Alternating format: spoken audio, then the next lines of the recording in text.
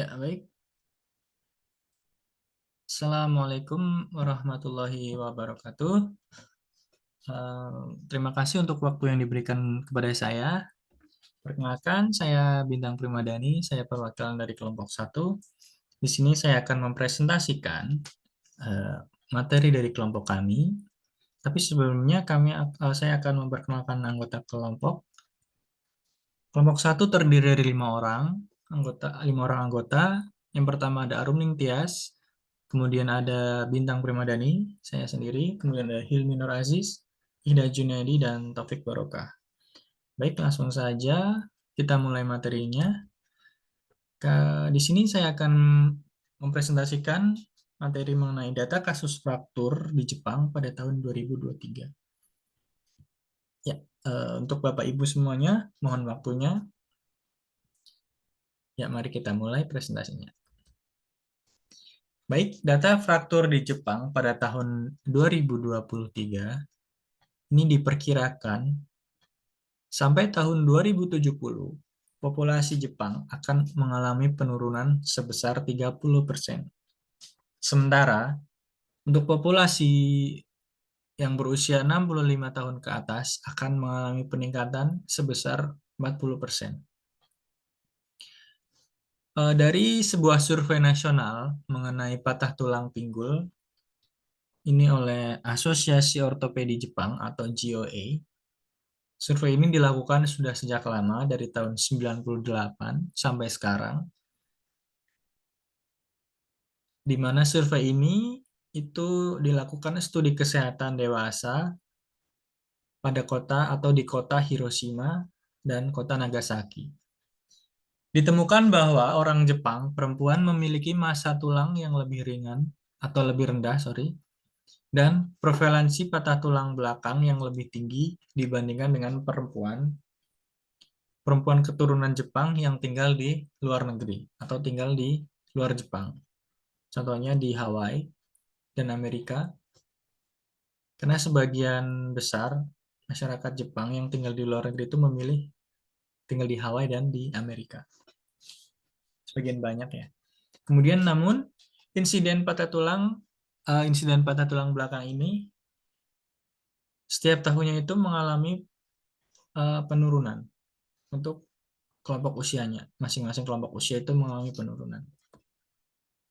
Nah, ini ada data mengenai patah tulang untuk usia anak-anak dan lansia, di mana datanya cukup banyak ya penderita patah tulangnya.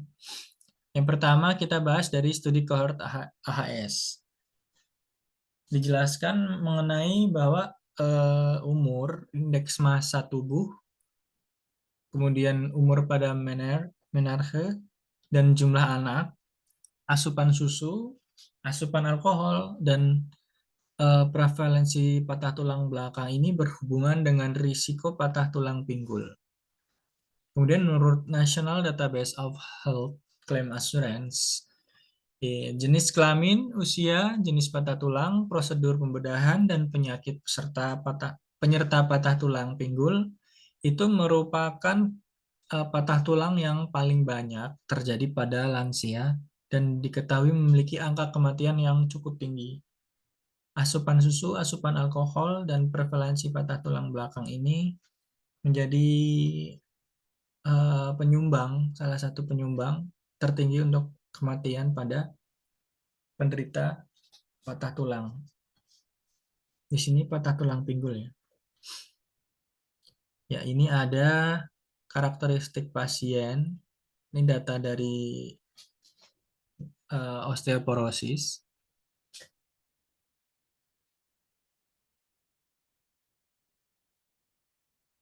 Ya, itu ada jumlah penderita berdasarkan usianya. Untuk usia lansia ya, 65 tahun ke atas itu 6,9% ya, atau 17.122 penderita. Ini pada tahun 2023 data real time-nya.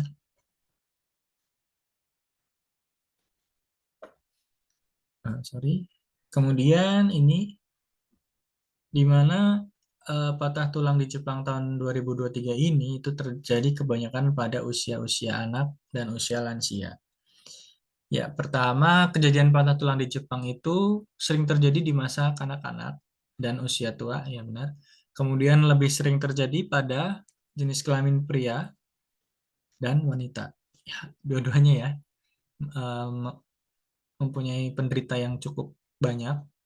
Kemudian ada kekhawatiran bahwa perubahan kebiasaan makan dan penurunan kekuatan fisik dan diiringi dengan kurangnya berolahraga itu akan meningkatkan risiko patah tulang bagi anak-anak. Sorry, bukan pengurangan olahraga, tapi olahraga yang terlalu memaksakan itu akan meningkatkan risiko patah tulang bagi anak-anak khususnya. Dan untuk pada lansia itu sebaliknya, metode pencegahan dan rehabilitasi untuk meningkatkan kualitas hidup QL orang tua menjadi perhatian karena patah tulang adalah salah satu penyebab asuhan keperawatan yang paling umum di Jepang.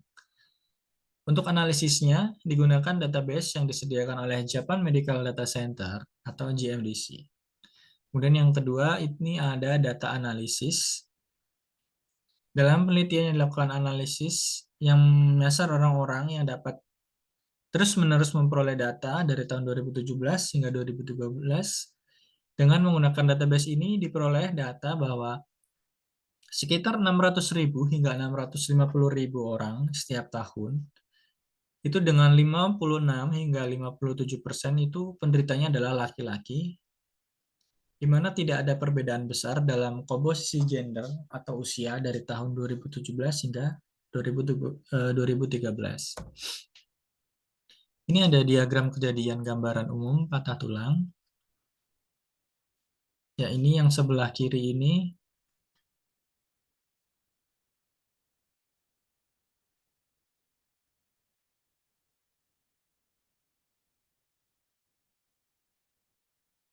ada Jose, ada Jose dan Dansei. Dansei itu pria, Jose itu wanita. Nanti kita akan lebih jelas gambarannya. Ya. Lanjut ke tingkat kematian terkait usia tertinggi itu terjadi pada kelompok usia anak-anak.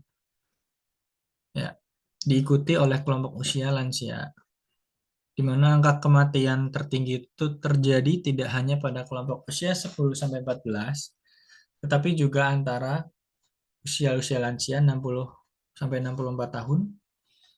Angka kematian tertinggi terjadi pada kelompok berusia 5 sampai 14 tahun dan 60 sampai 64 tahun. Hanya ada sedikit data untuk pria dan wanita yang berusia 70 hingga 74 tahun mengalami kematian akibat patah tulang. Dan meskipun terdapat variasi, itu tergantung dari setiap tahunnya. Kemudian data tersebut itu umumnya datar. Maksudnya adalah untuk usia 70 60 sorry 64 tahun ke atas sampai 74 tahun itu rata-rata grafiknya itu datar. Maksudnya ya seperti ini. Kita lihat ini ada Dansei untuk pria, ada Jose untuk wanita. Ini data lansia ya. Oh, sorry bukan lansia. Iya, data lansia, sorry. Ini GMDC, diperoleh datanya itu dari GMDC tadi. Japan Medical. Ini yang maksudnya tadi flat atau datar ini. Untuk usia rentan usia 65, 60, 65 ya, 65 sampai 74. Nah, ini untuk diagram presentasi letak patah tulangnya. Ini berbeda ini untuk usia 10 sampai 14 tahun. Ya, di mana tertinggi itu 60%, penyumbang 60% tertinggi ya.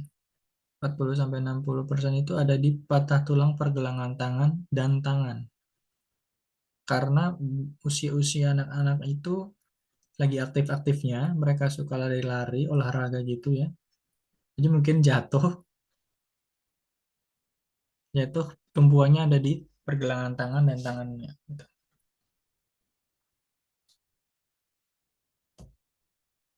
Ya, ini yang ketiga, itu jangka waktu hingga selesainya pengobatan atau konsultasi patah tulang di Jepang.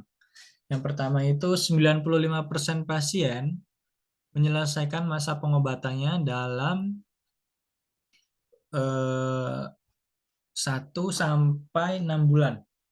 Ya, di mana pada 1 bulan pertama itu, maaf, 25% hingga 35% pasien itu menyelesaikan masa konsultasi. Sedikit ya, yang waktunya 1 bulan, kurang lebih 25 sampai 35% saja.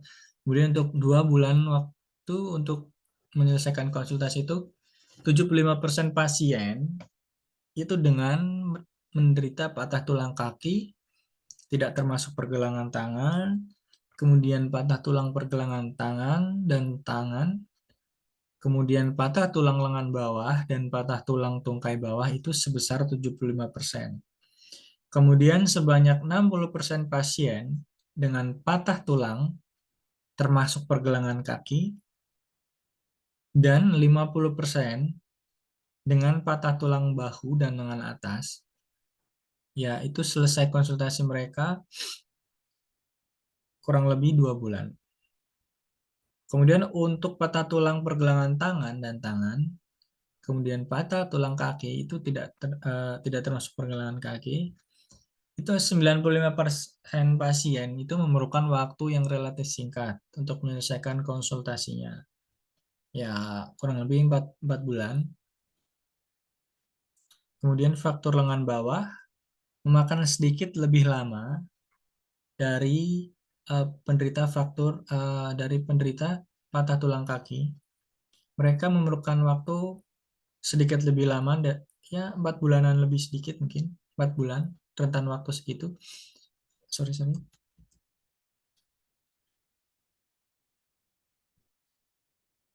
Ya, maaf. Kemudian untuk patah tulang tungkai bawah, termasuk pergelangan kaki dan patah tulang bahu lengan atas, itu membutuhkan waktu yang lebih lama lagi. Kurang lebih 95% pasien itu menyelesaikan konsultasi dalam waktu 5 bulan. Ya, untuk waktu 6 bulan itu ada untuk patah tulang bahu dan lengan atas. Konsultasi berdasarkan angka rawat inap dan pembedahan berdasarkan lokasi, jangka waktu hingga akhir konsultasi, dan jangka waktu hingga penyelesaian konsultasi. Itu sekitar 20 hingga 40% pasien menjalani operasi pada bagian tubuh manapun, itu namun tidak ditemukan hubungan dengan tingkat rawat inap dan lamanya waktu hingga akhir konsultasi. Jadi waktu rawat inap dan lamanya waktu hingga akhir konsultasi itu tidak ditemukan hubungannya dengan jumlah jumlah pasiennya gitu.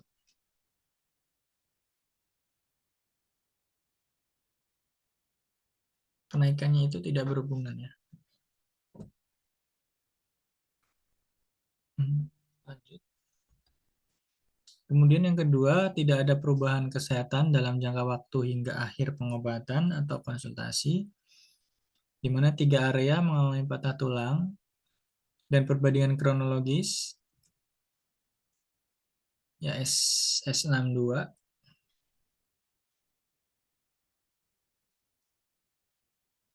S62 itu patah tulang pergelangan tangan dan tangan. S52 itu patah tulang lengan bawah. S92 itu untuk patah tulang kaki tidak termasuk pergelangan kaki. Takut salah, jadi maaf. Tadi kita lihat sambil flashback. Perbandingan kronologis periode hingga akhir konsultasi itu tidak ada perubahan besar dalam periode hingga akhir konsultasi tersebut. Ini datanya tadi. S62, S52, S92 cukup mengalami kenaikan. Ini menunjukkan perbandingan kronologi periode hingga akhir konsultasinya. Data dari GMDC. Ya, selesai presentasi kali ini. Mohon maaf bila dalam penyampaian materinya kurang maksimal. Semoga bermanfaat untuk menambah ilmu kita semua, terutama menambah knowledge tentang fraktur di Jepang. Ya, terima kasih Bapak dosen untuk waktunya. Terima kasih untuk Bapak Ibu teman-teman semuanya. Saya akhiri. Wassalamualaikum warahmatullahi wabarakatuh.